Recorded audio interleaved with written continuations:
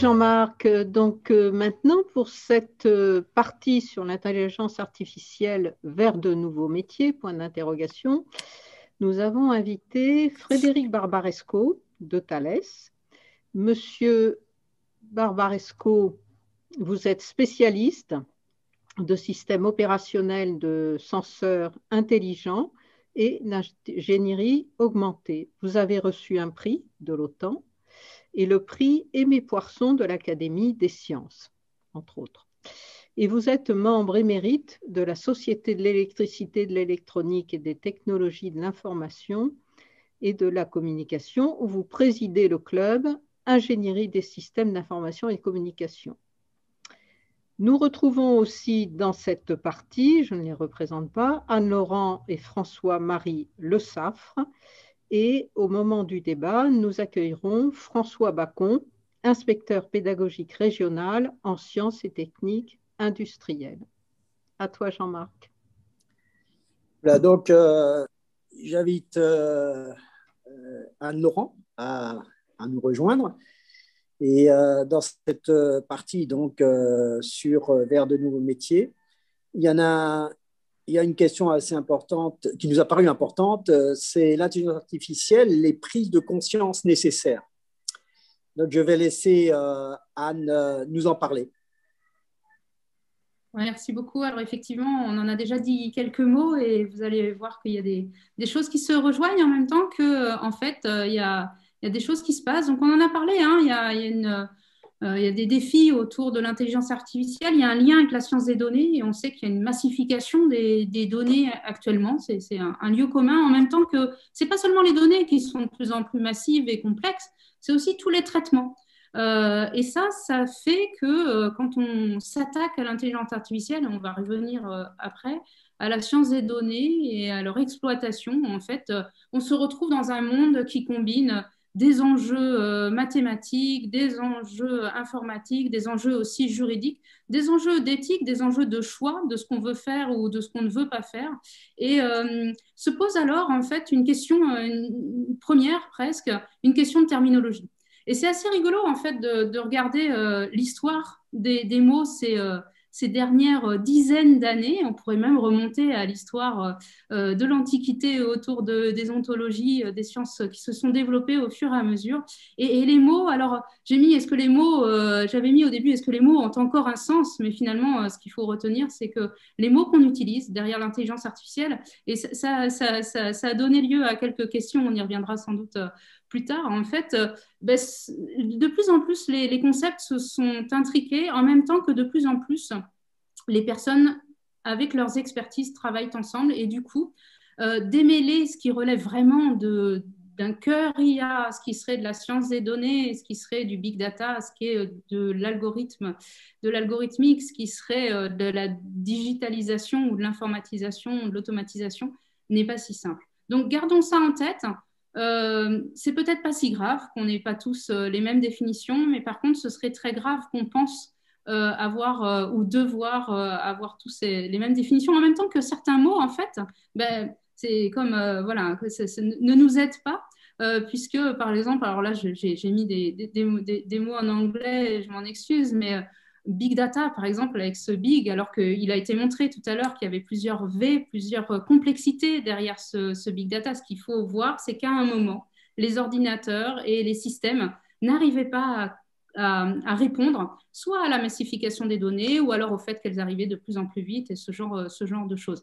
Il ne faut pas réduire non plus, et ça a été très bien montré, l'intelligence artificielle à des concepts de type deep learning, même si c'est évidemment des choses importantes. Et puis parfois, on utilise des mots type fouille de données, alors qui est apparu dans les années 90, data mining, fouille de données, avec un sens très resserré, alors qui n'était pas utilisé par les gens qui faisaient de l'intelligence artificielle, mais plutôt par les personnes qui faisaient des bases de données. Et en fait, si vous demandez à quelqu'un plutôt en biologie ce que c'est que la fouille de données, il aura une définition presque opposée à la mienne, puisque moi, je prends un ensemble de données et je regarde à l'intérieur ce que je peux en retirer comme sorte de connaissance, avec tous les guillemets qu'il faudrait, alors qu'un autre collègue pourrait se dire non, non, moi, quand je fais de la fouille de données, c'est que j'ai plein de données devant moi et j'essaye de repérer quel est le sous-ensemble de données qui m'intéressera le plus. Alors, moi, j'aime bien montrer cette carte de la science des données où à l'intérieur, il y a l'intelligence artificielle pour montrer à quel point il y a plein de choses à faire, il y a plein de choses qu'on doit faire. Ça a été dit, c'est dangereux si on l'utilise mal et ça ne marche pas ou ça ne marche pas toujours. Ou, voilà, mais en tout cas, il y a eu des hivers de l'IA. Le mot n'a pas été encore prononcé, c'est étonnant. Il y en aura peut-être encore, mais c'est une histoire en train de se faire, c'est une histoire qui est en train de relier plein de choses. Alors, on pourrait penser que l'IA, en fait, se cache à l'intérieur de choses, qu'elle est pas si présente que ça. Où est Charlie, où est Lia?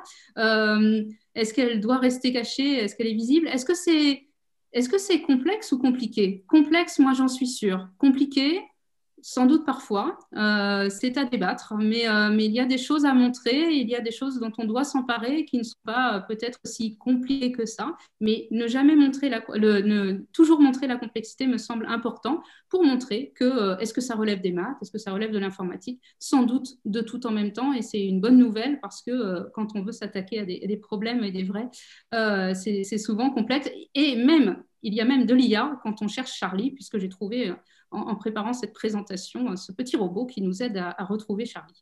En tout cas, le message, ce que j'aimerais vous dire, c'est que voilà, il y a un puzzle de concepts, il y a des choses dans cette prise de conscience à bien avoir en tête.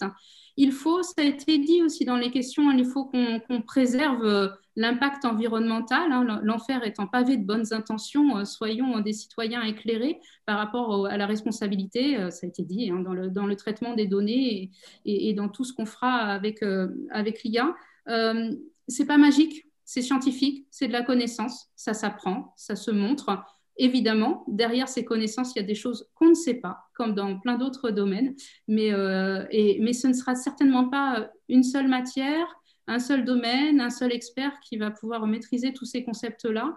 Et on utilisera sans doute ce que j'essaye de faire passer, hein, sans doute jamais tous les mêmes mots, mais il y a de quoi construire. Je ne sais pas si vous connaissez ce petit symbole orange qui apparaît en bas à droite. C'est le symbole de la science ouverte, c'est le symbole de la construction de biens communs et de choses que ça relève des données, des algorithmes ou des traitements qui soient partageables et partagés. Voilà ce que je voulais, en tout cas, de mon côté, partager avec vous autour de cette question. Oui, merci beaucoup pour ça. Mais vous avez parlé d'éducation et c'est quelque chose qui vous tient beaucoup à cœur. Et l'éducation, elle ne se limite pas simplement à l'éducation de l'expert ou à l'éducation de l'utilisateur, mais vous vous intéressez même à l'éducation dès l'enfance. Oui, oui, c'est quelque chose, effectivement, ouais, merci, qui nous tient à cœur, même dans des associations type Codeur Dojo pour l'apprentissage du code dès le plus jeune âge. Pourquoi? Parce qu'effectivement, tout le monde ne sera pas expert de l'IA, tout le monde ne sera pas contributeur des méthodes de l'IA ou du développement d'algorithmes et de logiciels ou d'outils et de systèmes, de robots, etc. Mais puisque c'est partout, il faut qu'on soit tous à peu près conscients de ce qui se cache derrière, des grands principes.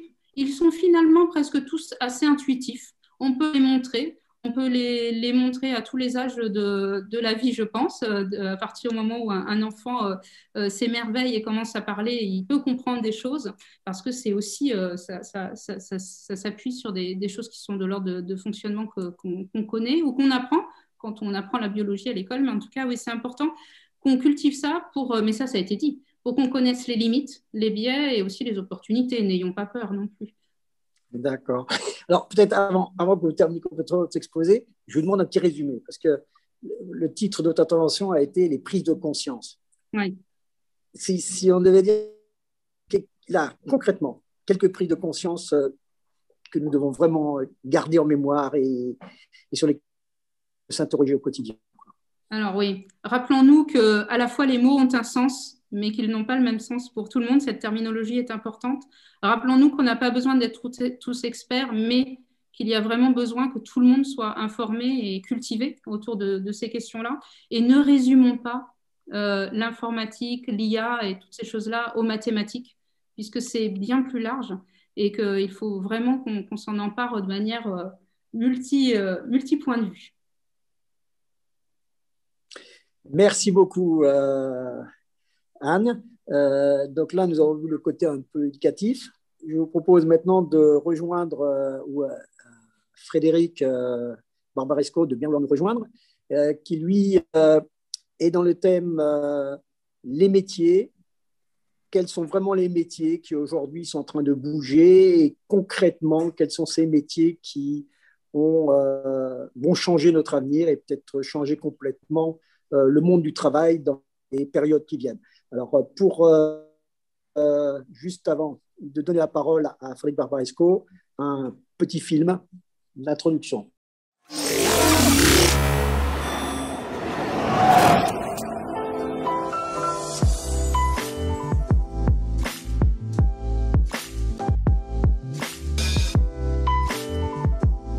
The demand for reliable transport is constantly increasing.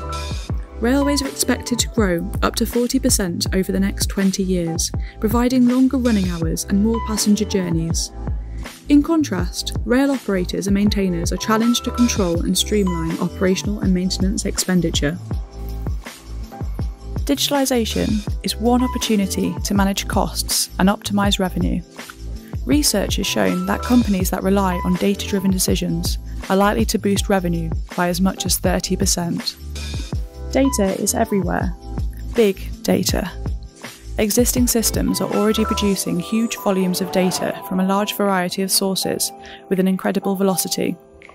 If the right data set is not available, sensors can be installed to start collecting information to support the data-driven decisions. This is enabled by the Internet of Things industrial revolution, connecting billions of devices online. And this vast amount of data can only be processed and stored using cloud technologies. This cloud environment can only be used if the right steps to secure the data have been taken. In addition to this, a range of digital services are offered, including software development, data science, advisory services. Tyrus is also technology agnostic and secured by Thales' world-leading experience in cybersecurity. The end result is efficient transport, from happy passengers reaching their destination on time without disruption, to happy freight customers getting their package. And, for the railway industry, efficient transport means more business.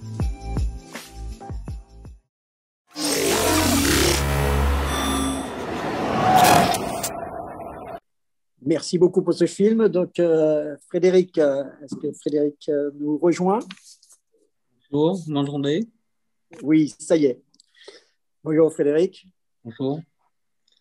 Après ce film, on a vu que le business était quand même le but des choses pour un ingénieur, c'est de faire des choses que les gens puissent utiliser, qui puissent les aider. Et donc, l'ingénieur et le scientifique se retrouvent dans l'industrie. Est-ce qu'il y a une IA pour les ingénieurs? Oui, donc j'avais quelques planches, je vais essayer de les partager.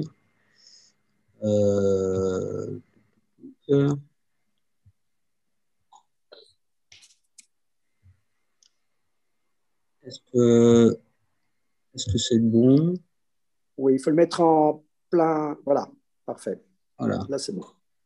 Je commencerai par une étymologie du mot ingénieur. En fait, alors effectivement, il y a l'impression qu'il y a le mot génie dans ingénieur, mais en fait, la racine latine du mot ingénieur vient de inginere, donc la génération, et aussi la notion qui a donné le mot engin.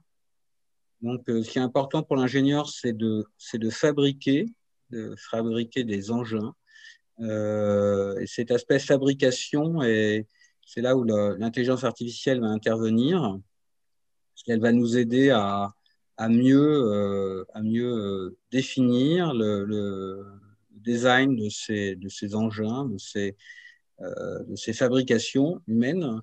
Donc, ça va être une aide à la conception. Ce dont je vais parler en lien avec l'intelligence artificielle, c'est ce qu'on appelle les jumeaux numériques. Ça va être une révolution dans le domaine de l'ingénierie. Ça va être le couplage en fait entre ces jumeaux numériques qui sont rendues possibles par les capacités de calcul et par les données que l'on peut traiter pour les définir, qui vont permettre d'amplifier en fait les capacités des ingénieurs à concevoir de nouvelles machines. Donc là, je disais que je vous montrais sur cette image, alors c'est pas vraiment un jumeau numérique, c'est plutôt un jumeau analogique, mais c'est la mission Apollo. Déjà, il y a 50 ans, c'est un peu le début de l'ingénierie, hein, la mission Apollo. Beaucoup d'ingénieurs ont travaillé, ont défini les premières règles d'ingénierie pour développer des systèmes complexes. Ils avaient construit des jumeaux numériques. Ici, on voit le module de commande et le module lunaire. Au départ, pour simuler des pannes.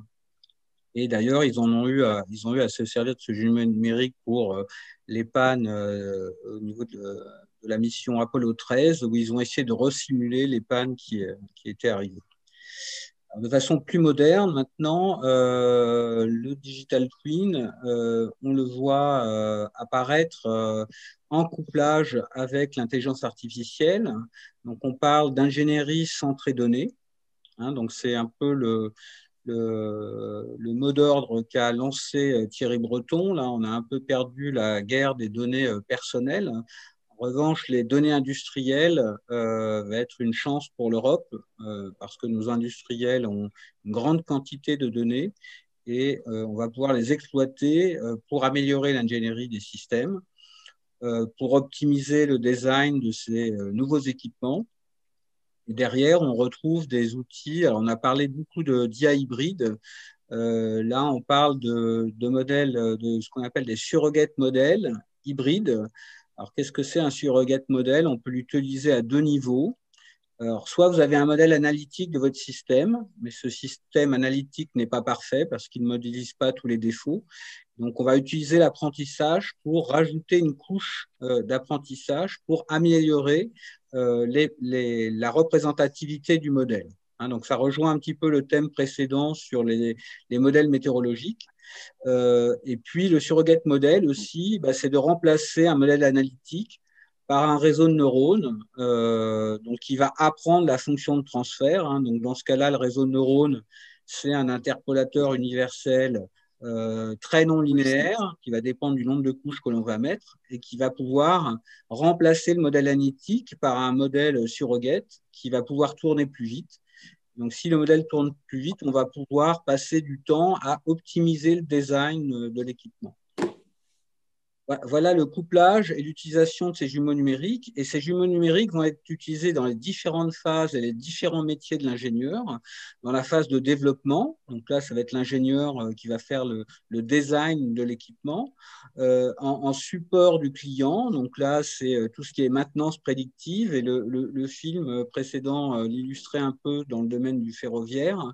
Et puis, on va pouvoir ajouter même des nouveaux services grâce à ces jumeaux numériques, puisqu'on va pouvoir simuler des pannes, simuler des comportements anormaux et pouvoir reconfigurer le système par simulation. Donc, je dirais, alors chez Thales, on n'a pas des jumeaux numériques, là, on a même des jumelles numériques pour être un peu plus égalitaire. Ce qui est important, c'est que ça change beaucoup de métiers. Et surtout, ça revalorise d'autres métiers qui étaient peut-être se sentaient moins concernés par la transformation numérique. Donc, les gens, justement, les métiers d'ingénierie fonctionnelle, de l'ingénierie hardware, qui vont pouvoir, en fait, avoir accès à ces outils. Donc, le couplage des jumeaux numériques avec l'intelligence artificielle va être mis à disposition de ces ingénieurs. Et donc, ils vont pouvoir avoir accès à cette technologie de dernière génération pour optimiser leur métier. C'est-à-dire, les gens ont inventé la calculatrice parce qu'ils en avaient marre, de faire des additions et des multiplications à la main. Il faut prendre l'intelligence artificielle couplée au jumeau numérique comme une calculatrice des temps modernes, plus puissante, qui permet à l'ingénieur d'explorer des degrés de liberté plus larges. Et ça, c'est un problème de l'ingénieur assez important, c'est que dans nos nouveaux systèmes complexes, il y a beaucoup plus de degrés de liberté. ces outils-là vont permettre de les explorer.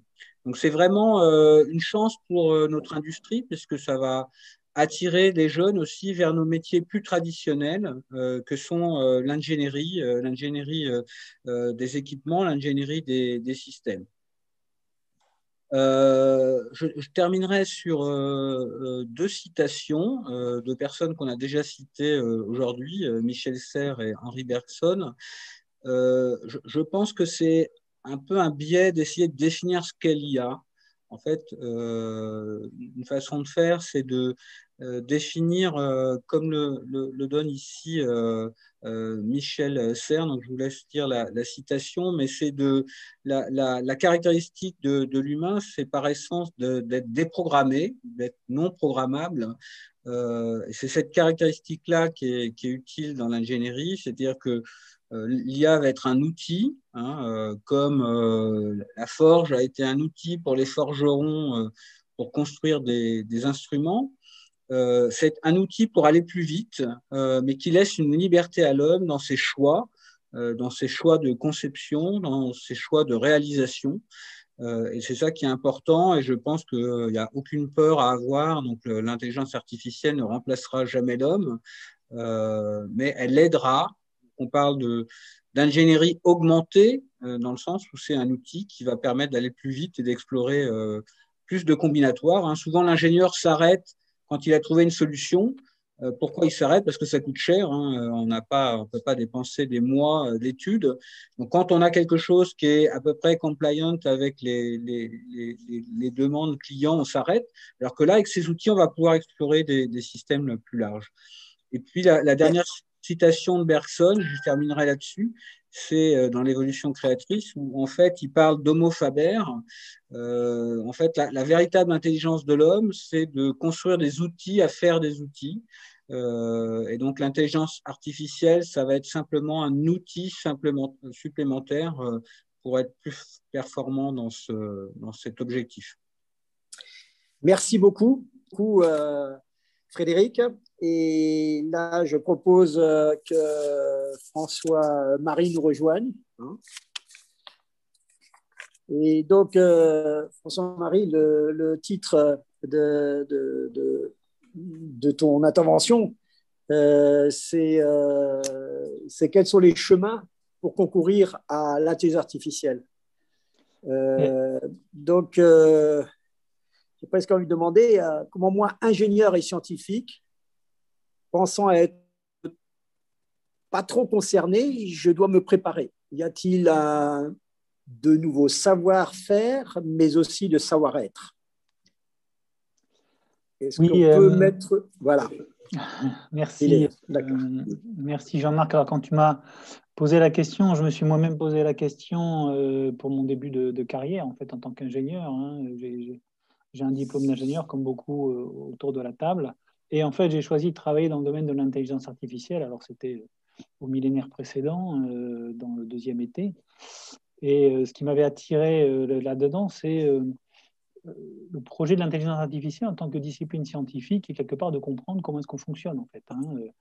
Ça vient d'être évoqué par Frédéric, notamment sur les citations. Et rapidement, je me suis confronté au domaine de l'ingénierie, mais cette fois-ci, l'ingénierie de systèmes d'intelligence artificielle, l'ingénierie d'IA, l'ingénierie des données, l'ingénierie des connaissances. Comment est-ce qu'on va faire pour faire un système? Et bon, on l'a vu il y a quelques instants, un ingénieur, en fait, il est là pour construire quelque chose, pour le fabriquer. Et donc, comment est-ce qu'on va concevoir et fabriquer un système d'intelligence artificielle? Et comme pour n'importe quel système d'ailleurs, les drivers essentiels en termes d'ingénierie dans le domaine économique dans lequel on est, c'est l'équation que je pense que vous connaissez bien, c'est le QCD, coût, qualité, délai. Et donc la question qui peut se poser, c'est quelles sont en fait ces caractéristiques-là en termes de coût et de qualité pour un ingénieur qui va fabriquer des systèmes d'intelligence artificielle? C'est quoi en fait la qualité, par exemple, pour un système d'intelligence artificielle? Je vais vous donner deux exemples. l'un des plus gros systèmes qu'on ait réalisé dans ce deuxième été, qui était pour la conduite de procédés industriels, où j'ai eu la chance de participer. Gros projet, c'était plus de 200 anéomes, donc c'était vraiment très significatif. Au final, le système il a été mis en œuvre pour la conduite de procédés sur des hauts fourneaux, par exemple, et sur d'autres systèmes industriels. Et en fait, quand il a été mis en œuvre, au passage, il fonctionne toujours. Donc, quand on dit qu'il n'y a pas eu de résultat dans les années précédentes, si, il y en a, et des systèmes qui continuent à fonctionner. Et deux commentaires qui ont été faits. Le CEO de l'époque est venu voir le système et il nous a dit comment est-ce que quelque chose qui est si abstrait peut en fait prendre un caractère aussi concret que celui-là. Et le deuxième commentaire, c'était des opérateurs qui nous ont dit, mais en fait, elle est où l'intelligence là? En fait, il produit des choses qui sont évidentes, qui sont normales en fait. À la limite, ils nous disaient même, c'est bête comme système. Et c'était quelque part le plus beau compliment qui pouvait être fait parce qu'ils étaient complètement intégrés en fait dans le travail de l'utilisateur. Il était utilisé. Et aujourd'hui, d'ailleurs, il continue à l'être, il rapporte de l'argent, il a de la valeur en fait pour l'usage. Le deuxième exemple que je voudrais vous donner, c'est donc là qui est plus récent. J'ai eu deux exemples d'ailleurs dans des industries différentes où en fait on a développé des systèmes à partir d'apprentissage numérique qui permettaient de pouvoir reconnaître une situation défectologique par exemple. Et le système en fait fonctionnait extrêmement bien en termes de précision, d'accuracy comme on dit. Il avait une précision qui était même pour reconnaître les défauts supérieure à celle de l'être humain. Cela étant, il n'était pas utilisé dans l'usine. Pourquoi? Parce qu'il y manquait encore quelque chose. On a beaucoup parlé de la confiance. C'est que parfois, il a beau être très précis, parfois il n'était pas suffisamment...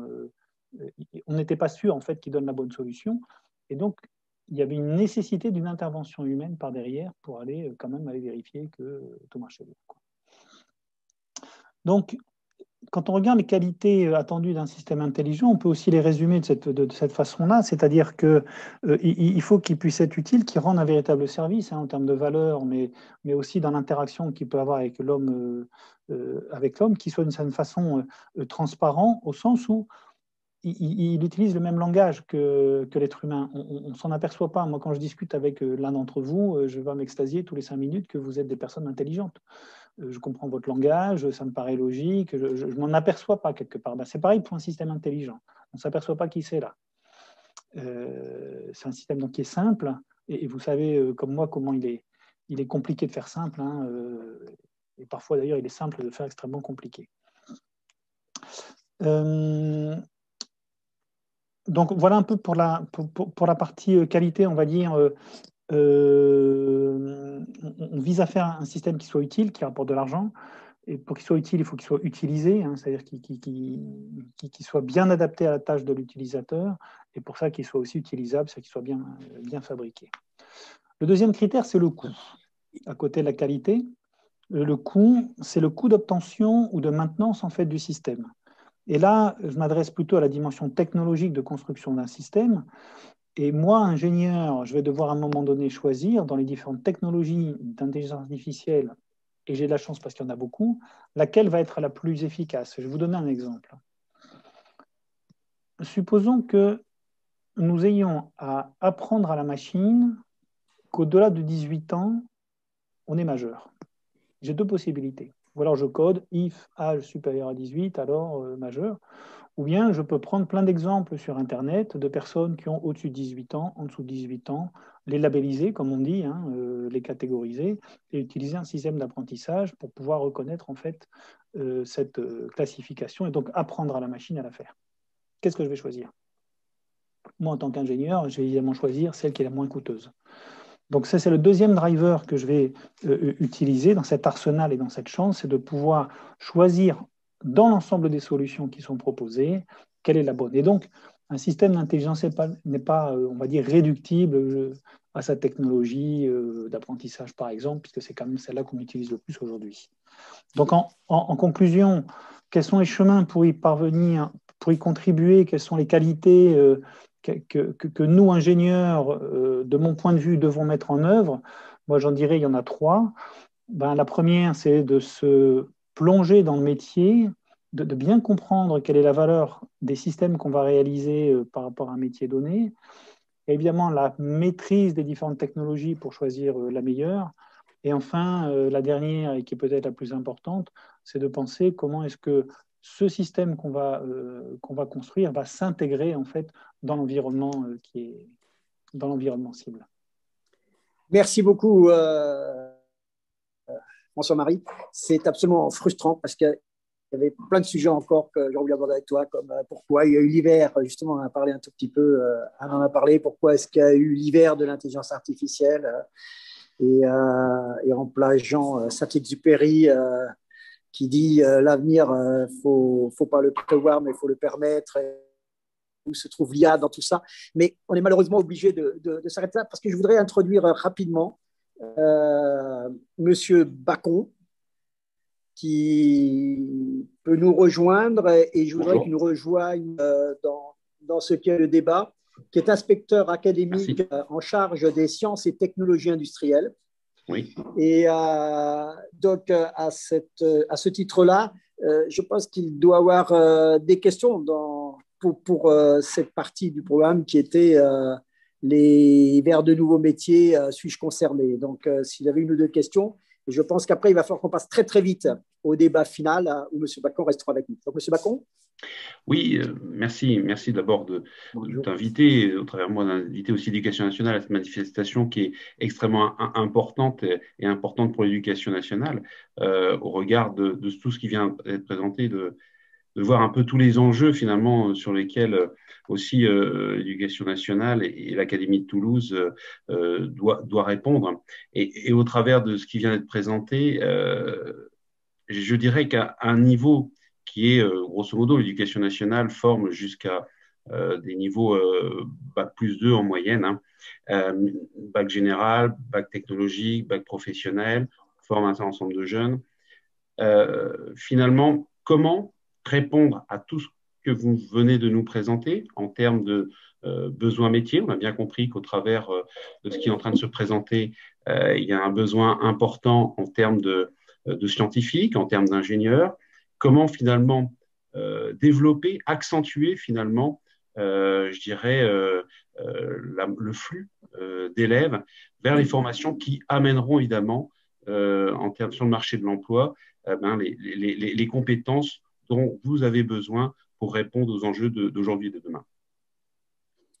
Est-ce que vous avez juste une courte question aux intervenants précédents de cette dernière partie, justement, quand ils ont parlé des métiers, que ce soit à Anne ou qui est du côté formation, M. Barbaresco qui est dans le métier même, François-Marie qui était sur le chemin pour y parvenir? Je voudrais répondre à la question de M. Bacon, s'il en a posé une, sur l'attractivité pour faire venir les jeunes. Je pense que j'en ai un petit peu parlé, mais de montrer que des métiers plus traditionnels vont faire appel à ces technologies est une façon d'attirer les jeunes vers ces métiers. Chez les jeunes ingénieurs, commencer par l'ingénierie, ce n'est pas forcément la chose qui peut paraître la plus attractive. Ou commencer comme des métiers comme la maintenance ou l'IVVQ, je sais pas, un jeune va plutôt avoir tendance d'aller dans les départements d'études amont ou des choses comme ça. Donc, le fait de lui dire non, si tu commences en ingénierie ou en IVVQ, en maintenance, tu vas avoir accès aux dernières technologies, tu vas utiliser ces dernières technologies. Et donc, ça rend plus digital, hein, ça montre que ces métiers sont aussi dans la transformation numérique et ne sont pas des métiers déclassés, des métiers plus traditionnels de l'industrie. Et donc, je pense que c'était un petit peu l'erreur de la coloration de l'IA par les GAFA, qui ne sont pas du tout dans l'industrie, justement. Hein. Une caractéristique des GAFA, c'est qu'ils fabriquent absolument rien. Donc, je pense que c'est une façon de ramener aussi les jeunes vers l'industrie et vers le métier d'ingénieur en leur montrant qu'ils peuvent avoir aussi accès à ces données-là et être dans ce mouvement de transformation globale de la société. Peut-être aussi un élément complémentaire. Aujourd'hui, quand on regarde les métiers les plus, entre guillemets, pardonnez-moi l'expression, mais les plus sexy, en fait, data science, il fait partie, sauf erreur de ma part, du numéro 2, en fait. Donc, on n'a pas tant aujourd'hui une problématique d'attractivité que peut-être, nous, industriels, une responsabilité pour que la promesse soit au rendez-vous. C'est-à-dire que ces métiers attractifs aujourd'hui sur la data soient pérennes, hein, éviter que winter arrive, hein, winter is coming, hein, le troisième hiver peut arriver aussi, et à ce moment-là, il y aura de la déception. Donc, comment faire en sorte que nous, ben voilà, ces jeunes-là, on puisse leur donner entre guillemets, les bons boulots, dans le sens évoqué par Frédéric ou d'autres, qui rendent pérenne en fait leur intérêt aujourd'hui. Merci beaucoup. C'est passionnant, mais il nous faut absolument poursuivre dans le déroulement. Et donc, je redonne la parole à Anne. Merci. Au débat. Anne Coudrin. Ok, merci beaucoup. Merci à tous et merci au public voilà, qui est encore là nombreux, plus de 120 personnes. J'ai proposé, donc, je propose qu'on aille explorer quelques questions qui n'auraient pas été abordées ou qu'il faudrait approfondir vu les réactions du public. Bernard Molina, est-ce que tu peux exprimer une petite synthèse d'un petit nombre de questions qui t'apparaîtraient vraiment à relever pour ces quelques minutes de ce dernier débat? Voilà, alors j'ai quelques questions effectivement. Une première question, si vous voulez, c'est pas chronologique. Y a-t-il des exemples de création ou d'invention résultant de l'intelligence artificielle? Donc ça, c'est qui est venue. D'accord, ok. Tu m'en donnes deux autres là? Je vais en donner deux autres. Alors, une autre. Est-ce que l'intelligence artificielle est capable de remplacer l'intelligence humaine dans toutes les tâches complexes? Par exemple, quid du domaine de l'émotion? En fait, la réponse, quelles sont les limites de l'IA? Donc voilà donc des questions. Une troisième. Est-ce que ce n'est pas risqué de remplacer l'intelligence humaine par l'intelligence artificielle dans certains domaines comme celui des relations sociales? D'accord. Ok, merci beaucoup. Je penserai à Cédric Févote, qu'en penses-tu? Oui, tout à fait. Bah, justement, je me proposais de prendre la parole. C'est super, merci. Effectivement, en fait, l'IA a pu assister des artistes dans diverses créations, dans le domaine musical, dans le domaine visuel. Il y a même des artistes qui se sont fait une spécialité de générer, de synthétiser de nouvelles images en apprenant des systèmes sur des œuvres d'autres artistes, alors en y mettant un petit peu leurs pattes, hein, c'est pas des synthèses totales, mais c'est vraiment des outils qui permettent d'assister les artistes dans leur démarche. Ça a été fait aussi dans le domaine musical, que ce soit par exemple pour extraire des sources d'enregistrement connus du commerce, pour les resampler, pour les remixer dans une nouvelle création, donc typiquement travail de DJ. Mais aussi, il y a des systèmes qui permettent aussi d'aider un compositeur en lui proposant, par exemple, une succession de grilles d'accords, par exemple, musicaux, dans le style d'un artiste connu.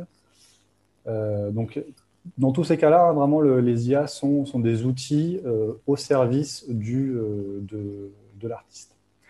Okay. Et après, alors, pardon, il y a un dernier exemple que je vous donne aussi, qui est quelqu'un dans notre laboratoire, Tim van de Kruijs à l'IRIT, qui a créé un générateur de poésie. Donc, il a donné tout un ensemble de textes à une IA qu'il a conçue, qu'il a entraînée. Et ensuite, il est en capacité de donner des contraintes au système Donc, par exemple, des alexandrins, utiliser tel type de rime, etc. Et le système est capable de générer des textes qui ont une teneur poétique intéressante ou pas. Après, ça, c'est la vie de chacun. Ok.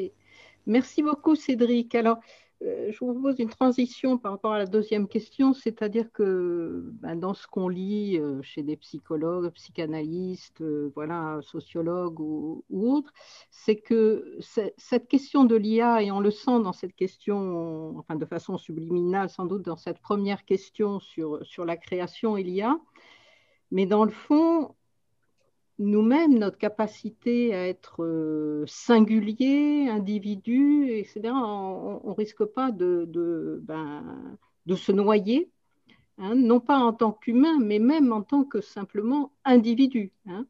Voilà.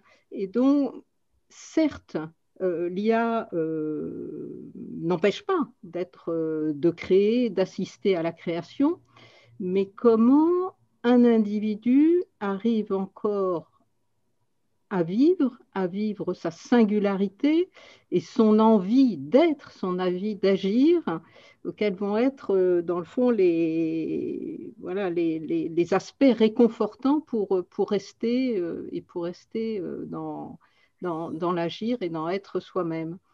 Qui pourrait, peut-être un ou deux, je ne sais pas, travailler un peu sur ça peut-être même Monsieur François Bacon, tiens, dans le fond, vous-même qui avez un pied dans l'enseignement, je ne sais pas si vous voyez ce que j'ai essayé de soulever, qui a à voir avec cette question numéro 2, qui dit, mais dans le fond, est-ce qu'il n'existe pas quand même une limite de l'IA et de l'intelligence humaine, l'émotion, puis couplé un peu à ce que je viens de dire. Qu'en pensez-vous ? Je pense que est-ce qu'il y a une limite, une limite au niveau de la formation d'un point de vue scientifique, je ne suis pas en capacité de pouvoir le dire. Je pense qu'il y a plus d'experts que moi autour de ça qui seront en capacité de pouvoir le dire. Ce qui est en termes de formation, je pense que il y a une dimension de progression à avoir pour aborder la notion de l'IA, progressivité nécessaire, et je crois que c'est ce qui va marquer justement la difficulté, c'est de pouvoir à la fois concilier, je dirais, la capacité à pouvoir aborder ce domaine-là à tous les niveaux, tout en restant dans le compréhensible en fonction du niveau qui est requis, sans justement vouloir aussi dénigrer ou porter ou simplifier ou être simpliste sur ce que ça représente. Et ça, c'est une vraie difficulté au niveau de nos enseignements. C'est-à-dire que aborder des choses simples, c'est ce qu'on disait tout à l'heure, aborder des choses simples, c'est extrêmement complexe. Et cette notion-là, justement, c'est ce qui fait aussi que actuellement, c'est sans doute une certaine limite que nous avons ou que nous nous imposons parce que là aussi, nous ne souhaitons pas forcément vouloir faire croire ou apparaître que l'intelligence artificielle pourrait être un élément qui pourrait résoudre tous les problèmes ou tous les lieux. Ce n'est pas le cas. Il y a aussi des modalités qu'il faut bien intégrer pour permettre justement de pouvoir avancer avec les élèves pour justement donner envie. Je parlais tout à l'heure d'attractivité, c'est un point important. Et donc, de fait, ces limites-là, elles sont à ce niveau-là et que progressivement, bien entendu, sur des niveaux supérieurs, on peut intégrer aller toujours un peu plus loin. Hein, et de toute façon, les limites de la science, elles nous sont inconnues. Donc, de ce point de vue-là, on pourra toujours aller plus loin. Mais on y va de façon consciente, mais attentif vis-à-vis de ce que représente l'IA dans l'éducation nationale. Ok, merci Monsieur Bacon. Il va falloir qu'on se limite donc rapidement sur la dernière question. Je sais qu'il y en a beaucoup d'autres, et il y en aurait d'ailleurs beaucoup sur développement durable, sur les femmes aussi d'ailleurs, qui sont d'ailleurs bien citées comme devant être plus présentes même dans le rapport Villani, etc. Je vous propose juste d'essayer d'apporter une argumentation ou un élément sur cette question. Donc, est-il risqué de remplacer l'humain par des systèmes d'intelligence artificielle dans les relations sociales, hein, comme nous a présenté Bernard Molina. Anne-Laurent, en une phrase, et éventuellement Juliette aussi, voilà, en une phrase sur ce sujet-là. Comment vous verriez ça?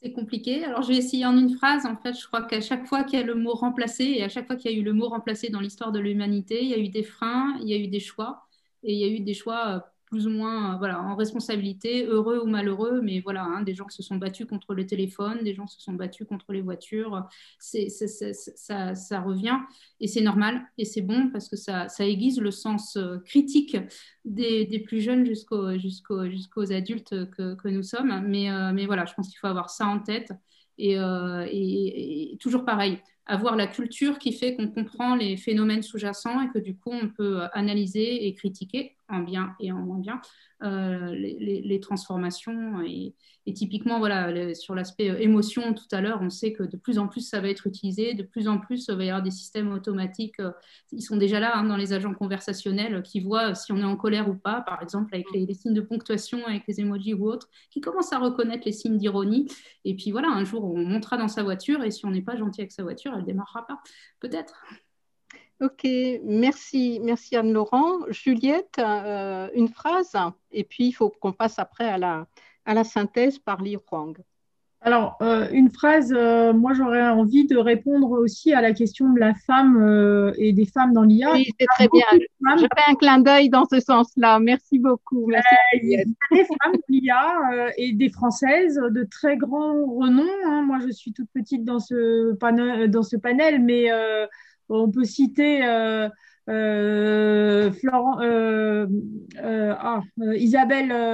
Isabelle Danlos, on peut citer énormément de femmes, Françoise Solier-Fogelman. Enfin, il y a énormément de femmes qui sont très, très brillantes et qui apportent. Il y a même un réseau qui s'appelle Women in AI, hein, très actif aussi en France.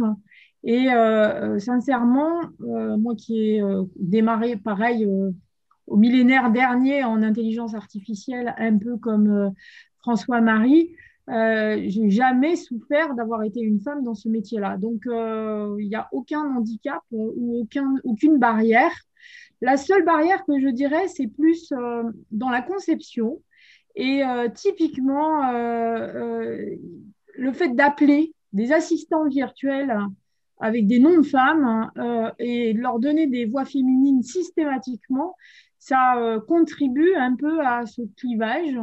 Alors que, il y a un moment donné, il y avait même un concours de beauté des assistants virtuels comme Miss France. Donc, il faut remettre ça un peu et éviter de systématiquement appeler Alexa, Cortana, Siri. Donc, ça commence dès la conception et comme autour de nous, il n'y a que des ingénieurs. Donc, comme l'a dit Frédéric dans l'autre sens, quand il a posé son jumeau numérique et sa jumelle numérique, bah, c'est un peu pareil. Quand vous inventerez des systèmes, pensez aussi à des choses équilibrées. D'accord. Merci beaucoup, Juliette. Merci donc à vous tous. Pour ne pas oublier la ruralité, Martel aurait donc peut-être une question, mais extrêmement courte, nous invitant à une réponse encore plus courte. À vous, Martel. Oui, bonjour. Ici, on a vraiment une question donc, sur le domaine sur l'intelligence. Madame Sylvie. Le développement de l'intelligence artificielle a forcément un impact sur notre cerveau et donc sur notre développement cognitif. Donc, est-ce que le développement de l'intelligence artificielle va entraîner des modifications de l'intelligence humaine et est-ce que ça va nous apporter forcément un mieux? Excellente question. Merci beaucoup pour cette question. Je verrais bien la partager, Philippe Dandin, peut-être, qui est voilà, de l'océanographie aux besoins des usagers ou complété par Frédéric. Enfin, voilà, je ne sais pas. Philippe, vous pourriez essayer? Je sais que c'est vous faire aller de loin, mais... C'est peut-être le physicien qui doit répondre. Toute mesure perturbe son environnement, perturbe le système. Donc, je pense que tous ces algorithmes qui nous entourent et avec lesquels nous allons vivre vont modifier le comportement de l'animal que nous sommes et de l'animal intelligent que nous sommes. Anne disait qu'en montant dans la voiture, un algorithme un jour saurait reconnaître si nous étions dans un état... sur un spectre d'états possibles et agira en conséquence, eh bien, préparons-nous à nous adapter à cette future voiture, à ce futur véhicule, à cet accueil. Et puis voilà, on changera nos comportements en tout cas, sinon notre intelligence ou notre physiologie ou je ne sais quoi. Mais je parle à l'intuition en tant que citoyen comme n'importe lequel d'entre les panélistes ici ou n'importe lequel de nos auditeurs. Ok, merci beaucoup. Voilà, bah, écoutez, le temps... Pardon? J'avais un petit mot. Frédéric, tu as un petit mot? Bon, allez.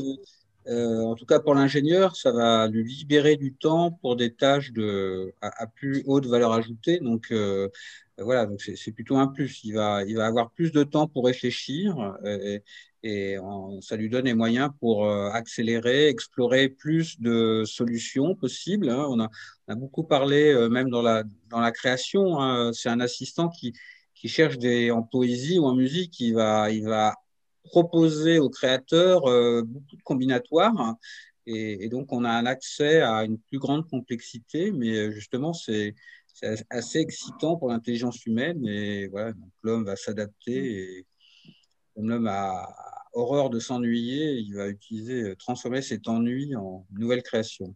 Okay. Merci pour cette note positive sur l'appropriation de l'IA pour s'augmenter nous-mêmes. Une belle introduction à la synthèse que Li Huang est invité à nous faire, exercice sûrement presque impossible, mais voilà, on vous met ça sur les épaules. À vous, Li. Merci. Bon, je vais essayer de faire mon possible. C'est vrai que c'est pas facile. Mais je pense que j'ai noté quelques points. Je pense qu'on peut retenir que il y a eu beaucoup d'avancées en intelligence artificielle et en particulier l'apprentissage machine a permis vraiment de nouvelles choses et il y a eu des résultats absolument impressionnants qui ont été présentés aujourd'hui dans divers domaines, en météorologie, en traitement du signal. Mais je pense que beaucoup d'entre nous avons insisté sur le fait qu'il n'y a rien de magique. L'apprentissage, c'est l'analyse de données pour essayer d'améliorer des modèles. Mais il n'y aura rien qui apparaîtra qui n'existe pas déjà dans les données et dans les algorithmes d'apprentissage initiaux. Et par ailleurs, ce n'est pas une solution à tout, quoi. Il y a clairement des problèmes qui sont résolus de façon beaucoup plus appropriée par d'autres solutions algorithmiques ou par d'autres solutions de tout genre.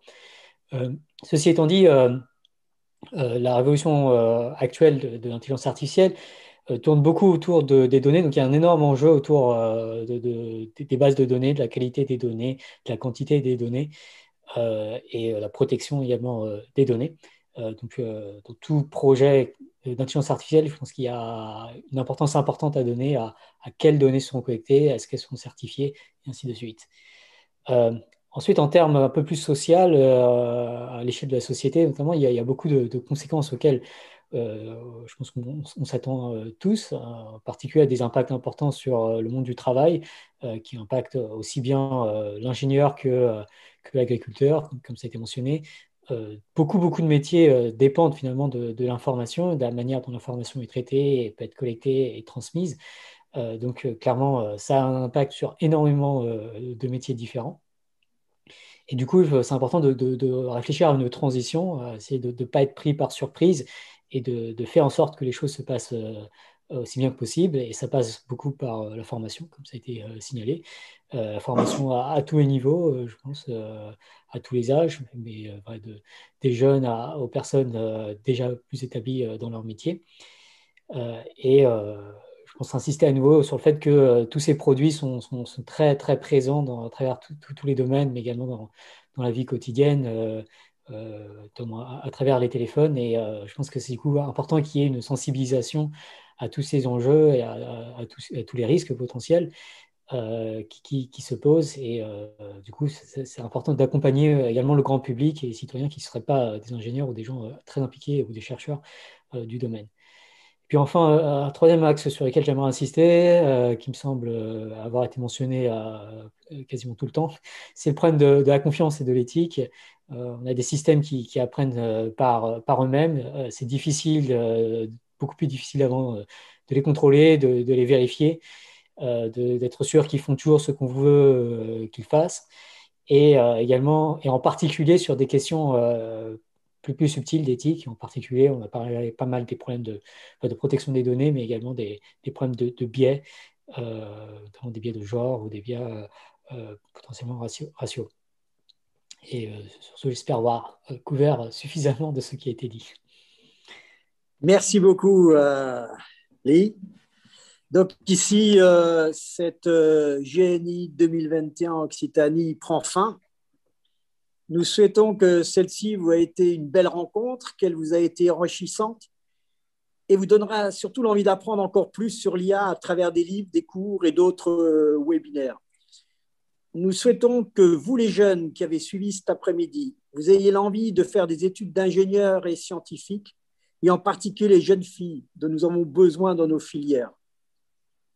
Et vous, les moins jeunes, que cette rencontre vous permette à l'avenir d'être plus encore au bon endroit, au bon moment, avec les bonnes compétences pour appréhender l'intelligence artificielle dans votre vie professionnelle. Enfin aussi, que vous ayez envie de nous rejoindre à l'IESF pour construire avec nous d'autres soirées, partager nos expériences avec les jeunes dans les lycées ou simplement partager la passion qui nous anime dans une même communauté de pensée. Merci aux intervenants qui nous ont permis d'aborder la complexité de ce domaine sans nous y perdre et perdre notre âme. Merci à Martel de nous avoir soutenus dans cette aventure. Merci à l'ICAM pour son soutien et pour nous avoir hébergés. Merci enfin à vous tous, au bout de votre ordinateur, pour nous avoir suivis. Et un merci tout particulier à Anne, qui a été une grande complice dans la préparation de cette soirée. À bientôt peut-être et à l'année prochaine pour une nouvelle GNI.